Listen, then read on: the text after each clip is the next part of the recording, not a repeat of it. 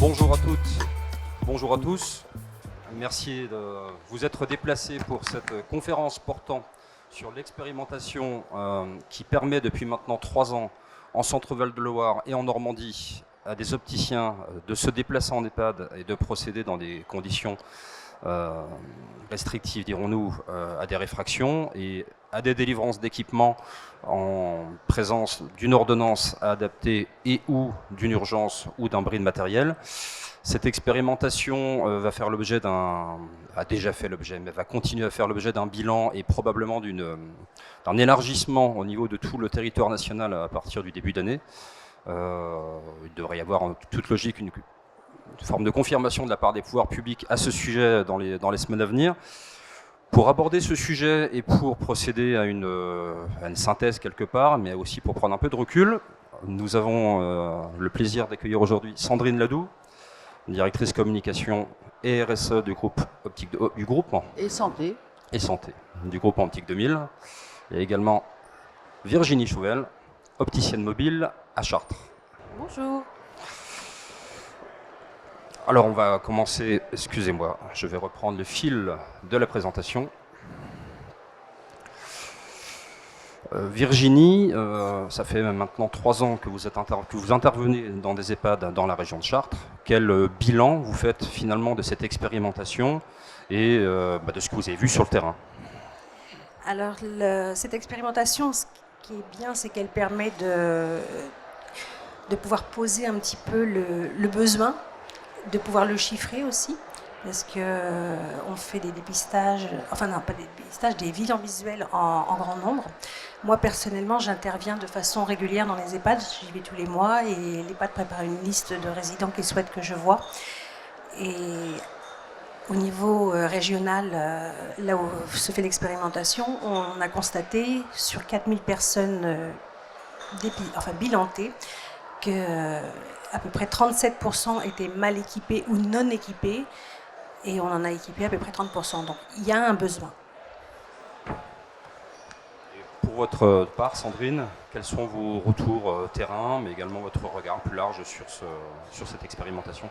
Alors, moi, je ne vais pas forcément donner de chiffres, mais je dirais que le bilan, pour nous, il est un peu à double niveau. Alors déjà, on peut saluer collectivement, je pense, cette expérimentation, parce que c'est quand même on va dire une forme d'ouverture dans les pratiques de l'opticien, puisque effectivement, il peut faire cet examen de vue dans les EHPAD. Néanmoins, à date, dans le bilan, sur les éléments, on va dire, d'amélioration, il y a 2 points, je pense qu'il faut qu'on soulève.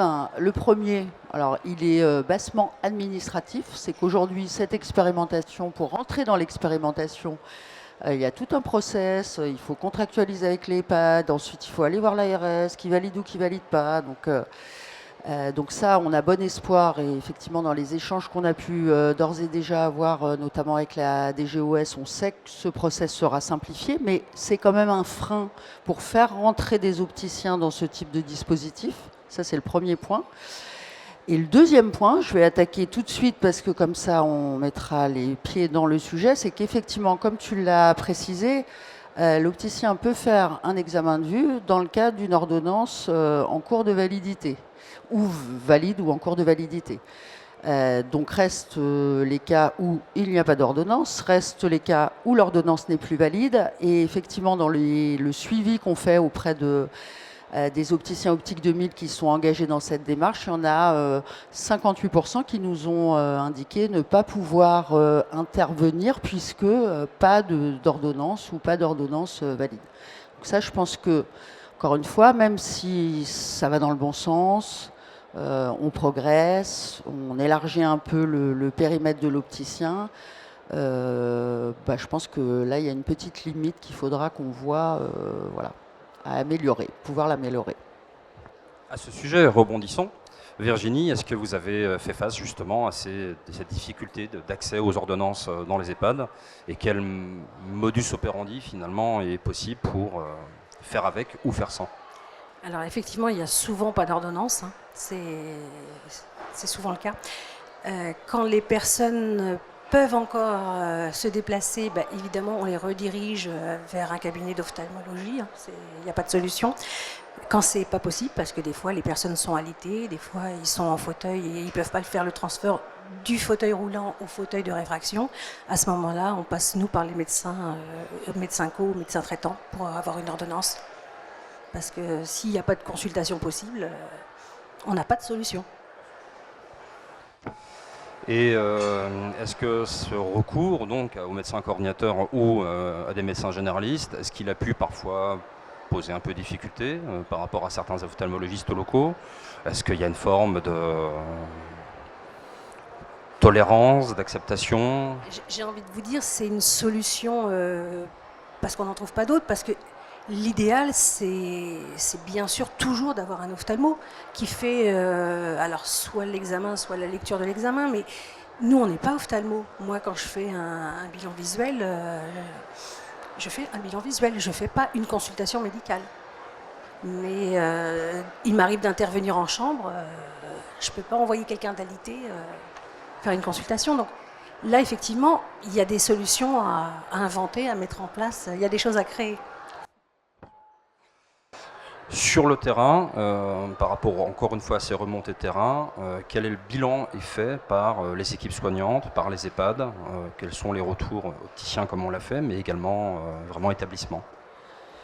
Alors c'est vrai qu'il y a une spécificité quand même de l'intervention en EHPAD, parce que comme on le disait, c'est quand même des personnes plutôt âgées, hein. Je crois que la moyenne d'âge, ça doit être autour de 82 ou 84 ans l'entrée en EHPAD. C'est souvent des personnes fragiles avec des degrés de dépendance plus ou moins élevés.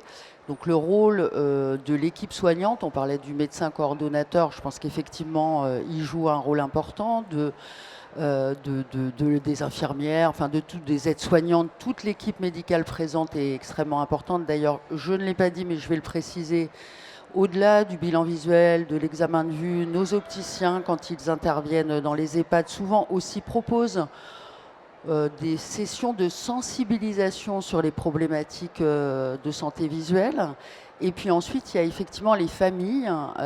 Donc souvent, puisque c'est un public fragile, et pour ne pas risquer, on va dire, d'être accusé de profiter d'une forme de vulnérabilité, les familles sont présentes et où des représentants de l'équipe médicale sont présentes au moment où l'opticien intervient.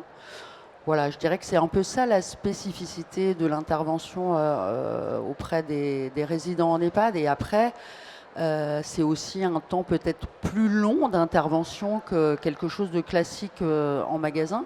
Parce que, comme je le disais, public fragile, public avec un niveau de dépendance plus ou moins élevé. Voilà.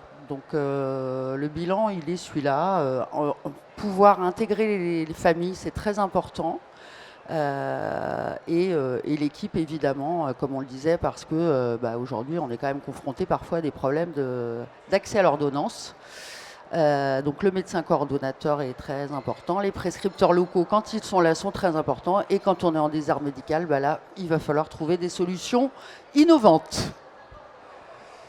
Alors, d'après vous, sur cette question donc, de l'expérimentation, vous avez fait face à quelles difficultés, même si on en a déjà abordé certaines, notamment la question des ordos, mais au-delà des ordos, quelles limites vous avez pu constater sur le terrain en termes de, je sais pas, de relations avec les familles par exemple, ou liées également au profil particulier des résidents en EHPAD, et qu'est-ce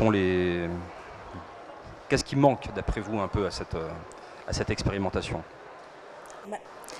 Il n'y a pas vraiment de limite parce que les équipes nous accueillent à bras ouverts, on travaille en collaboration avec eux et on leur donne des comptes rendus. Donc tout ça, c'est assez facile. La limite, c'est que au-delà d'un bilan visuel, les personnes qu'on voit, ils ont besoin aussi d'un examen médical.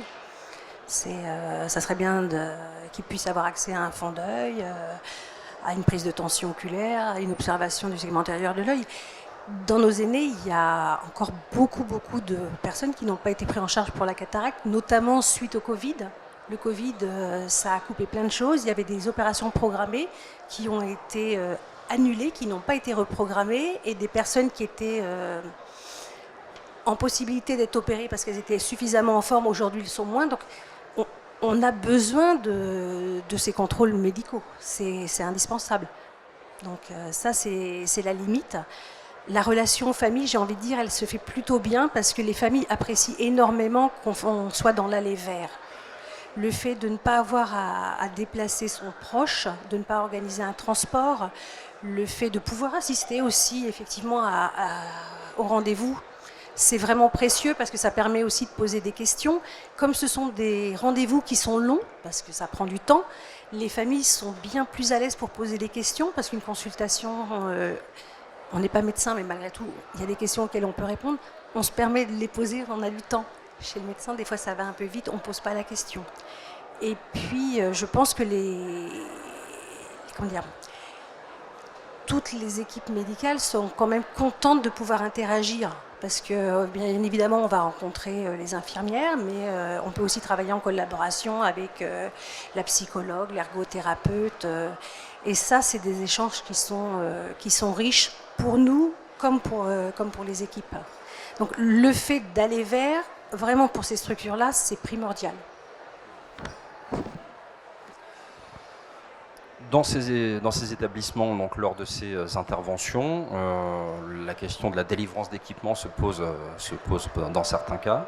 Vous avez eu quel retour terrain, vous, justement, par rapport à ce sujet où on sait que parfois, entre le résident, l'équipe et la famille, il peut y avoir des visions un peu différentes des besoins de la personne ou des arbitrages financiers? Alors oui, des arbitrages financiers, je pense qu'il y en a pour tout, enfin dans toutes les situations et pas seulement en EHPAD. Là, je pense que c'est ce qu'on expliquait, le fait de souvent impliquer la famille permet de résoudre ce type de difficultés financières. Après, je pense qu'il faut quand même rappeler, pourquoi on le fait quand même, parce que certes, on délivre des lunettes, mais pourquoi les opticiens qui vont dans les EHPAD délivrent des lunettes? Ce qui est majeur, c'est quand même que ça contribue à maintenir l'autonomie des résidents qui sont en EHPAD. Ça les aide à maintenir une forme d'interaction, un accès aux loisirs, ça évite certaines chutes. Enfin, il y a eu tout un tas d'études qui ont été faites sur ce sujet. Ça favorise la mobilité aussi. Ça favorise la mobilité. Il y a quelques années, on avait travaillé sur un dispositif qui s'appelait la grille avec, qui permet peut-être d'évaluer les besoins des résidents. Donc A, c'était audition, V, c'était vision, E, c'était équilibre et C, c'était cognition. Donc on voit bien que tout ça, et donc notamment la vision, contribue à ce maintien dans l'autonomie. Donc les problèmes avec les familles sur des aspects financiers, à partir du moment où l'équipement qui est délivré correspond aux besoins, je pense que il se règle assez facilement. Et d'ailleurs, la DGOS, dans les analyses qu'elle fait de cette expérimentation, mesure le coût des équipements qui sont délivrés dans le cadre de cette expérimentation, notamment la part de panier A par rapport au panier B. Donc je pense que c'est aussi un élément qui viendra dans la discussion. Mais c'est surtout rappeler la finalité et pourquoi les opticiens s'engagent dans ce type de démarche, parce qu'effectivement c'est quand même du temps. Enfin, faut avoir envie d'aller dans un EHPAD. C'est pas pareil que d'être dans un magasin. Voilà, donc faut avoir, je pense, un engagement, des convictions, de l'expérience. De l'expérience. Nous, ce qu'on constate, c'est que souvent les opticiens qui interviennent en EHPAD, c'est aussi des gens qui sont engagés dans l'accueil des personnes malvoyantes. Il y a quand même un lien. Alors, je ne dis pas que toutes les personnes qui sont en EHPAD sont forcément malvoyantes, mais je veux dire, cette conscience de la prise en charge des personnes âgées, des personnes fragiles, qui ont besoin d'un accompagnement spécifique, je pense que voilà, c'est quelque chose d'un peu particulier qu'il faut vraiment avoir envie de faire. Cette prise en charge, je dirais non plus d'un point de vue technique, ni même d'un point de vue organisationnel, qu'est-ce qu'elle vous apporte à vous en tant qu'opticienne, mais qu'est-ce qu'elle vous coûte aussi peut-être d'un point de vue, je dirais, émotionnel. Comment on approche ces personnes-là et comment on le vit? Alors, moi, je n'exerce quasiment que dans des EHPAD et que dans des foyers pour personnes handicapées. Donc, je n'ai comme public que des personnes fragiles. Je pense que je ne suis pas arrivée là par hasard. J'ai un parcours d'aidante avant ça et c'est pour ça que ça a créé une sensibilité particulière. Et je ne pense pas que le fait d'intervenir en EHPAD, ce soit possible pour tout le monde. On a tous nos limites, on est capable de donner et de recevoir certaines choses. Il faut vraiment le sentir, il faut vraiment être à l'aise, il faut être capable de donner de son temps, d'avoir de l'empathie. Enfin, et il faut aussi savoir se protéger parce que dans un EHPAD où vous intervenez, par exemple moi de façon mensuelle, vous voyez les gens vieillir, vous êtes confronté à la mort, il peut m'arriver de vendre des lunettes et de, hélas, ne pas pouvoir les livrer. Au bout de 3 ans, vous croisez quelqu'un régulièrement, je ne vais pas vous dire qu'il y a une forme d'attachement, on n'en est pas là, mais il y a quand même un lien qui se fait et c'est quand même des métiers où ça peut être difficile. Il peut arriver lors de certaines interventions qu'on ressorte, on n'est pas indemne. À un moment, il faut être capable de l'extérioriser, d'échanger avec des collègues parce que ça peut être des fois difficile. C'est être confronté à la maladie. Oui, c'est dur. Si cette expérimentation est bien généralisée à l'ensemble du territoire national à partir du début d'année, donc territorialisation, régionalisation, donc des acteurs locaux, comment vous allez vous organiser justement à l'échelle locale pour procéder en quelque sorte ou non à la sélection ou au volontariat des opticiens Optique 2000 qui seraient intéressés par ces dispositifs? Comment vous... Alors déjà, j'espère que cette expérimentation, enfin je l'espère et j'en suis convaincue qu'elle sera généralisée à l'ensemble du territoire. Enfin voilà, parce que voilà, on a testé dans 2 régions, mais maintenant, je pense qu'il est temps de passer à l'échelle nationale. Alors nous, on est une coopérative, donc on n'oblige personne. On convainc de l'intérêt d'eux, mais on n'oblige personne. Je pense qu'on ne procédera pas différemment de ce qu'on a fait pour l'expérimentation, c'est-à-dire informer nos opticiens, leur expliquer les modalités pour adhérer à ce nouveau dispositif, en espérant, comme je le disais quand même au départ, que on va dire le process administratif sera un peu plus simple qu'il ne l'est aujourd'hui. Pour éviter des allers-retours EHPAD, ARS, EHPAD, voilà, mais ça, J'ai d'ailleurs eu des retours terrain à ce sujet de certains opticiens qui ont été en échange avec les 2 ARS concernés et qui ne sont pas allés jusqu'au bout du processus parce qu'on leur demandait un document en plus, une justification en plus, au-delà de la liste initiale. Et ça a pu aussi freiner certaines volontés. Tout à fait. Donc ça, je pense que c'est un point important. Et puis ensuite, effectivement, c'est ce qu'on essaye d'expliquer, je pense, depuis le début. C'est un dispositif qui est une avancée importante, mais on ne doit pas s'arrêter là, parce qu'on a bien, alors on l'a dit, on va dire politiquement correct, mais...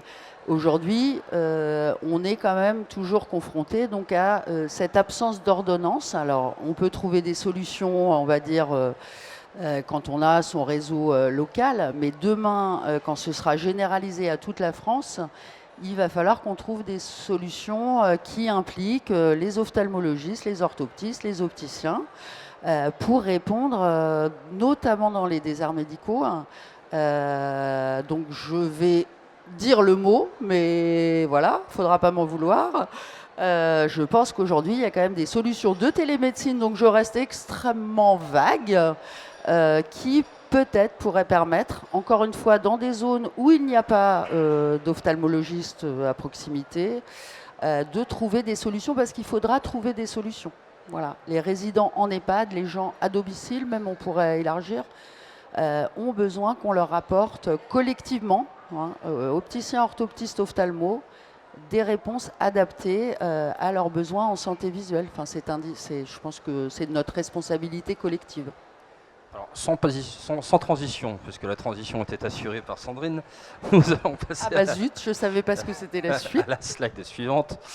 Donc il se trouve qu'il y a des échanges en ce moment entre les opticiens et les ophtalmologistes sur la question des EHPAD notamment. Certaines pistes ont été avancées donc par un des deux syndicats, même si les deux syndicats en l'occurrence sont globalement alignés sur le constat des besoins et sur les solutions apportées, en particulier donc sur ce sujet des EHPAD.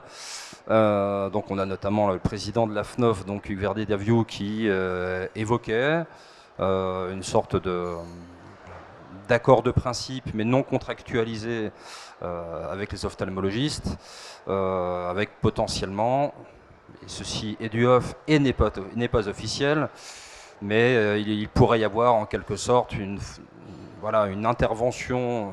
Les ophtalmologistes s'engageraient, mais ça n'engage que ceux qui y croient, à venir dans les EHPAD au bout de 2 ou 3 ans, ce qui de toute façon est un peu illusoire dans la mesure où malheureusement les entrants en EHPAD ne restent pas forcément plus longtemps que 2 ou 3 ans, malheureusement voilà, avant de nous quitter. Et en tout cas ce protocole en théorie pourrait permettre, mais encore une fois il faut que les pouvoirs publics s'emparent du sujet, à des opticiens donc peut-être d'avoir un mode de fonctionnement, un mode de rémunération, disons le mot, qui ne dépendrait pas que de la délivrance d'équipements.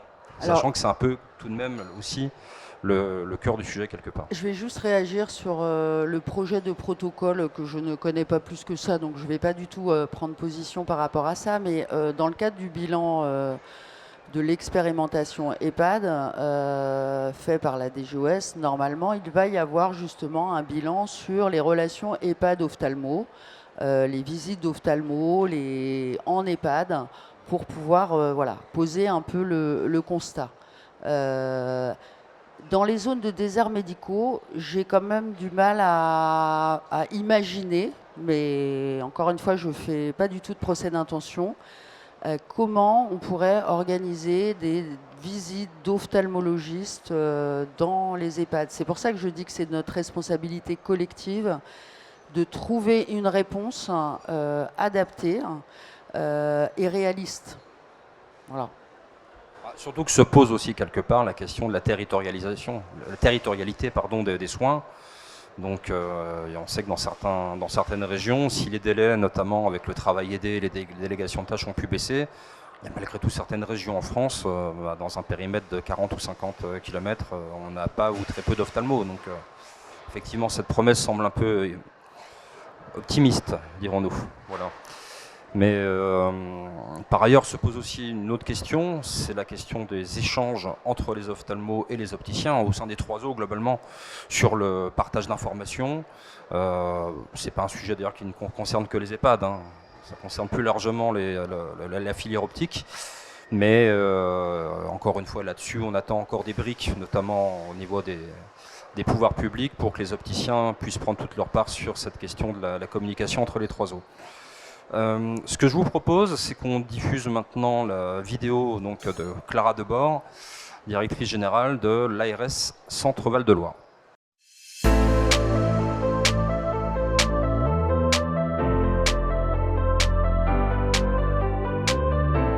Bonjour à tous et toutes, je suis Clara Debord, la directrice générale de l'ARS Centre-Val de Loire. Et je suis très heureuse de pouvoir vous adresser ce message vidéo à l'occasion de cette table ronde au salon Silmo à laquelle je regrette de ne pas participer en chair et en os, mais compte tenu de mon intérêt depuis de longues années sur la santé visuelle, j'ai voulu vraiment vous adresser ce message vidéo au sujet de cette expérimentation qui est menée déjà depuis début 2022 dans notre région Centre-Val de Loire, une expérimentation particulièrement intéressante autour de la santé visuelle avec la possibilité donnée aux opticiens lunetiers volontaires d'entrer dans les EHPAD eux-mêmes volontaires pour un bilan visuel et en faveur des personnes âgées en perte d'autonomie. Donc un axe majeur de la politique que l'on appelle d'aller vers et de proximité en faveur des personnes les plus vulnérables. C'est une petite goutte dans la mer de l'offre de soins, mais c'est une goutte qui est tout à fait précieuse puisqu'elle Elle participe vraiment de la proximité et de la lutte contre l'isolement. Alors tout est parti d'un constat simple pour cette expérimentation. Bien sûr, dans nos EHPAD, beaucoup de résidents souffrent de troubles visuels, parfois anciens, parfois ils ont une ordonnance, mais un peu ancienne, qui nécessite d'avoir une vue de nouveau corrigée. Or, ce n'est plus tout à fait facile quand on habite dans un EHPAD. C'est plus du tout facile pour les résidents, pour leurs familles et pour les personnels qui les accompagnent. Or, nous savons combien la vue est essentielle pour lire, bien sûr, reconnaître ses proches, suivre une activité, participer aux activités, bref, maintenir l'autonomie, le maximum d'autonomie le plus longtemps possible. Mais se déplacer vers un cabinet d'ophtalmologiste et vers un magasin d'optique est pour une personne en perte d'autonomie particulièrement difficile. C'est parfois véritablement un obstacle. Et donc cette expérimentation a voulu inverser la logique, amener l'opticien directement dans les établissements. C'est une réponse pragmatique, une réponse profondément humaine, une réponse très cadrée aussi par la réglementation et qui réduit les inégalités d'accès aux soins visuels et qui redonne du confort et de la dignité aussi à des personnes qui sont souvent très fragilisées. C'est donc depuis le 1er janvier 2022 que les opticiens du réseau Les Opticiens Mobiles, installés en Centre Val-de-Loire, se sont pleinement mobilisés et je veux les remercier chaleureusement pour leur engagement et leur sérieux. Donc c'est en Centre Val-de-Loire, c'est aussi en Normandie que cette expérimentation a lieu. Alors pour le Centre Val-de-Loire, les opticiens mobiles ont réussi, et sans contrepartie financière, nous le savons, à nouer un partenariat avec plus d'une trentaine d'EHPAD, avec la réalisation de plus d'1 millier de visites dans ces établissements. Ils ont dépisté 2300 et quelques résidents. Ils ont proposé un équipement correcteur à près de 900 d'entre eux, c'est-à-dire 37,5% des personnes dépistées. Et finalement, ils ont équipé 730 résidents, soit 30% des personnes vues. Ces chiffres parlent d'eux-mêmes. Derrière, bien sûr, chaque point de pourcentage, c'est d'abord des femmes et des hommes qui voient mieux et qui donc vivent mieux. Mais bien sûr, tout ceci rencontre encore des freins. Nous savons bien entendu, nous le savions d'ailleurs dès le départ, mais ça ne méritait pas de ne pas le faire. Et donc, merci encore d'y avoir cru et d'y croire encore. Un des premiers freins, c'est d'abord l'ordonnance, parce que parfois c'est très difficile et on n'arrive pas à remettre la main sur la dernière ordonnance. Que ce soit le résident, sa famille ou l'équipe en charge n'arrive pas à retrouver la dernière ordonnance, ce qui bien sûr limite la possibilité de délivrer de nouveaux verres. Et puis, bien sûr, il faut le rappeler avec force, mais je sais qu'autour de la table, vous le savez tous, ainsi que dans l'Assemblée, l'intervention des opticiens ne remplace pas le suivi par un ophtalmologiste. Ça n'a d'ailleurs jamais été prévu de cette façon, ni demandé par les opticiens. L'ophtalmologiste reste indispensable pour certains patients, notamment bien sûr lorsqu'un diagnostic médical est nécessaire. Ces freins existent, il est normal de les identifier pour améliorer le dispositif dans un cadre là aussi régulé, puisque la profession d'opticien lunetier est une profession réglementée et c'est aussi ce qui garantit le sérieux de cette opération et la confiance des soignants et des familles, car c'est essentiel dans ce type d'opération. Alors c'est une dynamique qui est encourageante, une dynamique régionale de régions, mais qui augure probablement une généralisation. En tout cas, c'est le sens de cette expérimentation et de la traçabilité qui s'accompagne qui accompagne cette expérimentation. Cette expérimentation est suivie de près et une évaluation nationale est prévue à la fin de cette période, la fin 2025, pour en tirer toutes les leçons. Alors les perspectives sont déjà tracées, puisque dans le pacte de lutte contre les déserts médicaux publié par l'ancien Premier ministre François Bayrou en avril 2025, il est clairement mentionné que l'expérimentation permettant l'intervention des opticiens lunetiers en EHPAD sera généralisée. Le texte précise même que l'adaptation des primo-prescriptions par les opticiens sera facilitée pour permettre un meilleur accès aux lunettes, tout en maintenant, bien sûr, un contrôle rigoureux des professionnels engagés. C'est une avancée et je me félicite de voir inscrite dans la politique nationale cette expérimentation que nous avons portée avec vous. Elle démontre que cette expérimentation menée ici en Centre Val-de-Loire et en Normandie a su déjà convaincre par ses premiers résultats et que vous avez su aussi très rapidement lever certaines craintes notamment des craintes autour du compérage qui s'étaient exprimées lorsque cette expérimentation a été envisagée. Je crois là aussi que, en tout cas, nous n'avons reçu aucune plainte de cette nature et je suis vraiment convaincue que les opticiens qui ont participé à cette expérimentation l'ont fait avec le plus grand sérieux et dans l'intérêt et avec un sens du service public. Ce que nous avons initié dans nos régions, c'est donc une innovation de bon sens qui change profondément la vie quotidienne des résidents en EHPAD, en réduisant les inégalités d'accès aux soins visuels et en rendant possible ce qui paraissait compliqué. Nous avons montré ensemble que la santé peut aussi s'inventer, bien sûr, dans la proximité et au sein de nos établissements sanitaires et médico-sociaux, avec agilité et coopération entre les acteurs, chacun à sa place naturellement, et avec bien sûr des perspectives que l'on peut imaginer pour la suite, notamment à travers le renforcement de la téléexpertise. Je veux remercier chaleureusement les opticiens engagés, les équipes des établissements en EHPAD qui vous ont accueillis et qui ont fait en sorte que ça se passe le mieux possible. Merci aussi à l'ensemble des directeurs de ces établissements qui y ont cru. Et bien sûr, un grand merci aux familles et aux résidents qui ont accepté de participer à cette expérimentation. Je suis convaincue que celle-ci ouvre la voie à une généralisation bénéfique et qui profitera demain à l'ensemble de nos résidents et des milliers d'EHPAD de notre pays. Je vous souhaite une table ronde riche en échanges et en perspectives. Je vous adresse encore tous mes encouragements et tous mes remerciements pour cette invitation. Et à très bientôt et merci à tous. Au revoir. Alors, petite précision tout de même par rapport à la vidéo. Clara Debord donc avançait que seuls les opticiens mobiles étaient concernés par le dispositif.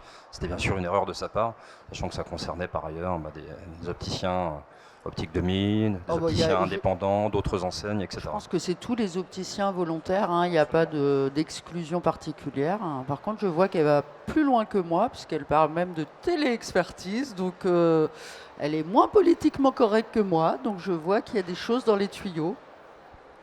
C'est elle qui le dit, hein. Moi visiblement. Je n'ai rien dit. Alors je vous propose votre mot de la fin, simplement. Voilà. Qu'est-ce que vous retenez de tout ça et qu'est-ce que vous aimeriez éventuellement dire au public avec lequel nous aurons la possibilité ensuite d'échanger pour les personnes qui le souhaiteraient. Cette expérimentation, c'est une vraie chance parce que ça a permis d'évaluer le besoin et de prouver qu'il était là, même si on le savait quand même avant de commencer. Et c'est vrai que pour faire suite aux propos de l'ARS, effectivement, ce qui peut être envisagé, mais je ne sais pas ce qui sera choisi, mais c'est effectivement d'avoir une délégation de tâches pour pouvoir faire de la téléexpertise, parce qu'on a de toute façon besoin de travailler avec les ophtalmos. Alors s'ils ne peuvent pas se déplacer ou s'ils sont loin, nous on est là, on est en mesure de pouvoir prendre des mesures. Bien sûr, nous ne sommes pas en mesure de les analyser, c'est pour ça qu'on a besoin de travailler avec eux. Ça pourrait être fait par des orthoptistes, c'est vrai, néanmoins les orthoptistes sont en sous-nombre. Moi j'interviens tous les jours dans les EHPAD. En 3 ans et demi, j'ai jamais croisé un orthoptiste. Et c'est normal, ils sont déjà submergés de travail dans leur cabinet, ils ne peuvent pas intervenir en EHPAD. Nous, on a cette possibilité-là, on est peut-être les petites mains qu'il faut utiliser pour faire avancer la cause. Alors moi, je dirais pas les petites mains, parce que je pense qu'il faut être fier de sa qualité d'opticien. Hein. Non, effectivement, je suis tout à fait d'accord. C'est une expérimentation qui va se déployer, qui apporte quand même une ouverture sur le périmètre d'activité de l'opticien. C'est pas assez, il faut aller un peu plus loin. Il y a des pistes, il y a des solutions. Encore une fois, ces solutions, il faut les trouver ensemble. Les opticiens, les orthoptistes et les ophtalmos. Mais néanmoins, effectivement, celui qui aujourd'hui est le professionnel de santé visuelle de proximité, c'est l'opticien. Il est là partout, il se déplace, il va dans les EHPAD. Parce que effectivement, Madame la directrice générale de l'ARS disait on a ouvert les portes des EHPAD. Ok, mais il y avait déjà des opticiens qui intervenaient depuis très longtemps dans les EHPAD. Alors c'était pas aussi cadré, voilà, on ne pouvait pas faire d'examen de vue, mais depuis toujours, les opticiens se déplacent dans les EHPAD, les opticiens Optique 2000 et les autres. Dans les EHPAD et au domicile. J'espère que ça ouvrira aussi d'autres réflexions sur l'activité effectivement en dehors du magasin et les possibilités ouvertes demain en termes de compétences à l'opticien, voilà, qui n'est pas la petite main des trois os, mais qui est un professionnel à part entière, voilà, et au centre, voilà, et qui doit travailler avec les autres. Merci beaucoup, merci pour vos contributions et votre participation. Il y a un micro juste sur le fauteuil, le tabouret noir devant vous, pour les personnes qui souhaiteraient poser des questions éventuellement ou échanger avec nos participantes.